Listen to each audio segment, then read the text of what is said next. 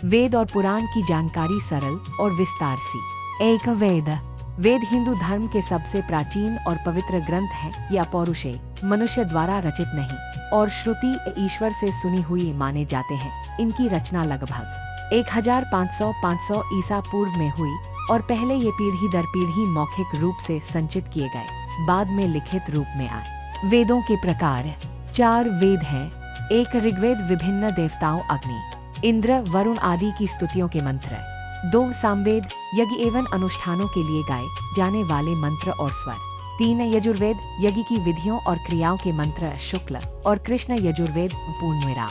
4 अथर्ववेद, दैनिक जीवन, रोग निवारण, सुरक्षा और कल्याण के मंत्र। वेद के 4 भाग। संहिता, मंत्रों का संग्रह।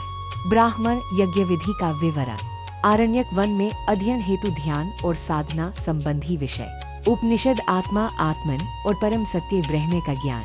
मुख्य उद्देश्य, यज्ञ और अनुष्ठानों का मार्गदर्शन, आध्यात्मिक ज्ञान देना, जीवन को धर्म के मार्ग पर चलाना। 2 पुराण।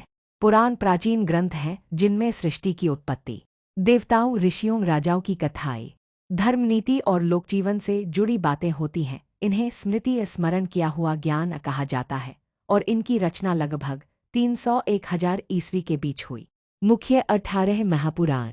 1 ब्रह्म पुराण, 2 पद्म पुराण, 3 विष्णु पुराण, 4 शिव पुराण, 5 भागवत पुराण, 6 नारद पुराण, 7 मार्कंडेय पुराण, 8 अग्नि पुराण, 9 भविष्य पुराण, 10 ब्रह्मवैवर्त पुराण, 11 लिंग पुराण, 12 वराह पुराण, 13 स्कंद पुराण, 14 वामन पुराण, 15 कूर्म पुराण, 16 मत्स्य पुराण, 17 गरुड़ पुराण, 18 ब्रह्मांड पुराण।